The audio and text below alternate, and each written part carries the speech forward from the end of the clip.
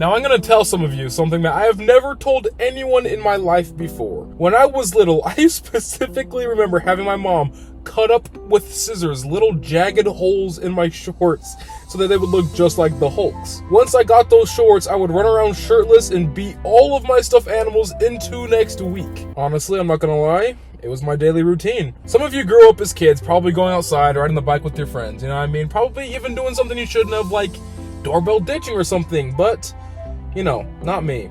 I would stay inside and force my mom to reenact scenes with me from the 2003 Hulk movie. I'm tired of this, Grandpa. That's too damn bad! So this video today is for the 4-year-old me who was genuinely hurt by what they did to my beloved green friend. I want to talk about why I love the Hulk and why he is so much deeper than this.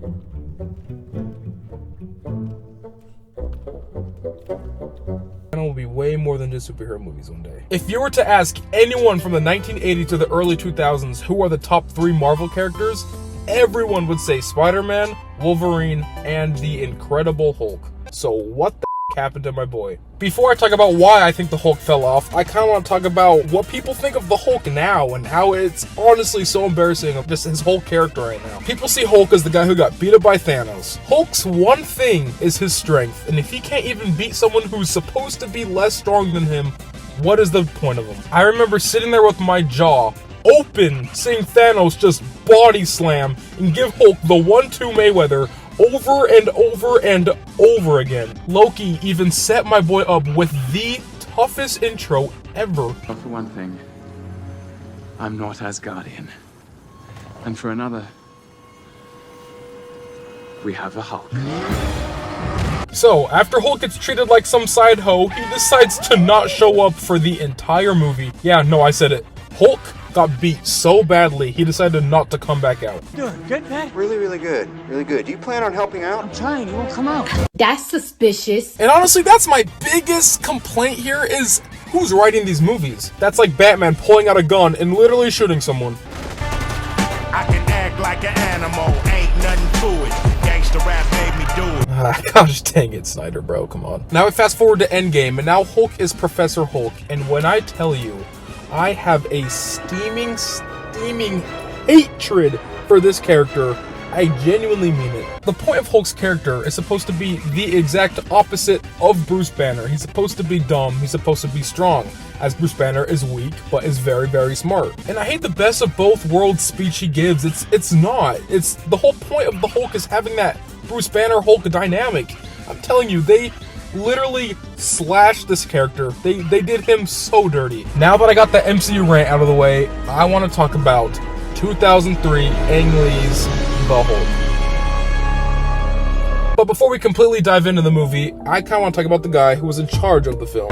Most of you probably don't even know who Ang Lee is, and to be honest, I wouldn't either if it wasn't for this movie. But since this movie literally made me fall in love with other movies, I kind of had to check Ang Lee out. Ang Lee directed the very engaging drama Fine Line. He also directed Eat, Drink, Man, Woman, Life of Pi, and one of my dad's favorite movies, Crouching Tiger. Oh, and how could I forget?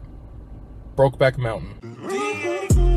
So looking at Mr. Lee's filmography, the Hulk honestly kind of sticks out like a sore thumb. So making someone who makes such human grounded movies direct a Hulk movie, I honestly love that take. See, I'm not gonna sit here and act like Hulk 2003 was a game-changing movie and it focused on Bruce and his trauma. Like, I get it. I get why people didn't really fall in love with this movie like I did. But when I tell you that this character is Marvel's best, I kid you not. I will go down to my grave saying that Hulk is the most tragic, most complex, most fascinating character of all Marvel. Having all of your sorrow, your trauma, your sadness, your anger built up into one separate being from yourself, honestly, if you say that to yourself in your head, that is some deep crap, man. And it's true, Hulk is a superhero, but he's also a monster. He's something that you don't want to be. Like me being younger, if a genie came up to me and said, "What are your 3 wishes?" I would say 3 times, "I want to be the Hulk, I want to be the Hulk, and I want to be the Hulk."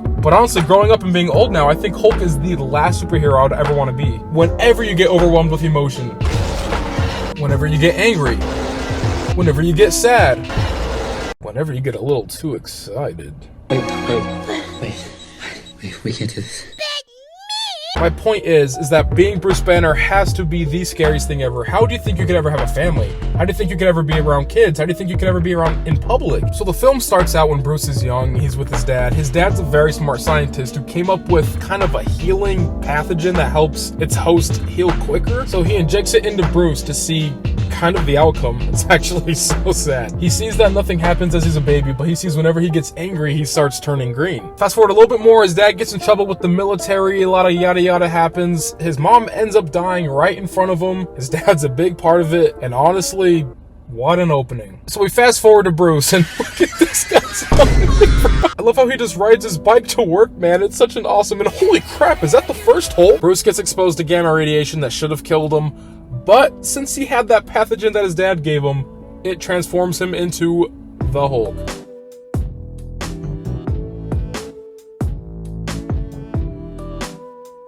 And when I tell you that I love how this movie teases us with Hulk, it is the awesomest thing ever. Like, the dread you have just waiting for him to finally come out is, oh, I love it. Like, treating him like a monster villain is the best way to go with Hulk. And before we keep going, oh my gosh, I have to shout out my GOAT, my dearest beloved, Danny freaking Elfman. I kid you not, this is my favorite superhero theme. It does something to me. Just listen to this.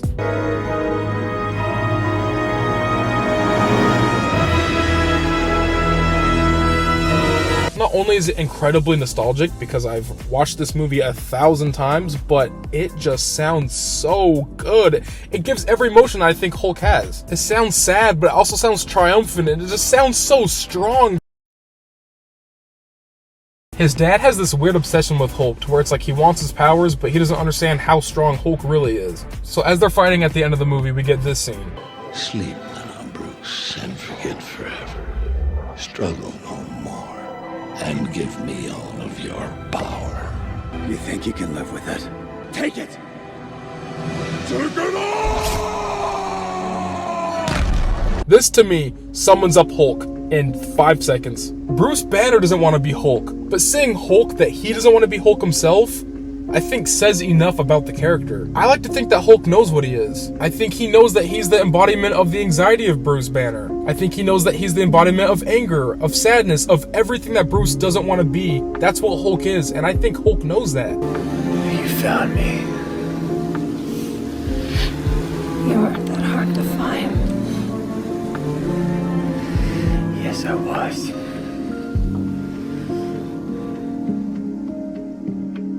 I really do love the vision that Ang Lee had for this character. I think it being Bruce driven was the right decision to go.